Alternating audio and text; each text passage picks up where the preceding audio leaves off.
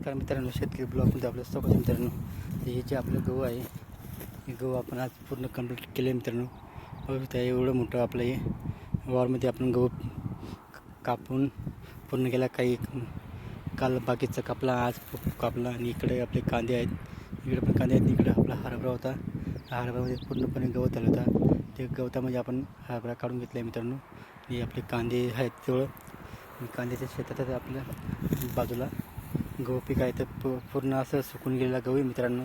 ते पूर्ण आपण पाण्यामध्ये भिजवून आणि ते पूर्णपणे असं पेंड्या बांधून घेतलं मित्रांनो, जेणेकरून आपल्याला तिकडे लांब न्यायचं आहे. तिकडं जिथं आपलं सोलर दिसत आहे त्याच्या नाल्याच्या तिकडे साईडला खळ्यावरती घ्यायचं आहे. म्हणून आपण पेंड्या बांधून लगेच घेतो आहे. कापल्यानंतर लगेच आपण पेंड्या असं पद्धतीने एक एक पेंडी बांधून घेत होतो मित्रांनो, ओलं करून.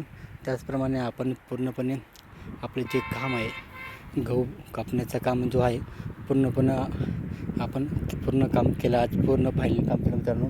आता फक्त एवढंच, आपण जे कापलेला गहू आहे ते आपल्याला तिकडं आपल्या खळ्यावरती न्यावं लागेल, जेणेकरून एका ठिकाणी गोळा करून आपल्याला गहू पीक काढता येईल. आणि तिथं आपल्याला बैलांना चारा पण एका ठिकाणी पडेल आणि तिथून आपण भरून परत आपल्या घरी घेऊन जाऊ शकतो. अशा पद्धतीने आपण आज पूर्ण फायनल काम केलेलं मित्रांनो. आपला गहू पीक आहे हा पूर्णपणे आपण एक काडी कापून घेतलेला आहे आणि एक पेंडी बांधून घेतलेली आहे. तुम्ही पाहू शकता मित्रांनो. अशा पद्धतीने आपला कष्ट हा खूप मोठा कष्ट घेऊन शेतकरी काम करत होतो मित्रांनो. तर आपलं शेतकऱ्याचं काम अशा पद्धतीने असतं मित्रांनो. व्हिडिओ आवडले तर लाईक शेअर नक्की करा. आमच्या चॅनलला सबस्क्राईब करा. जय जवान जय किसान.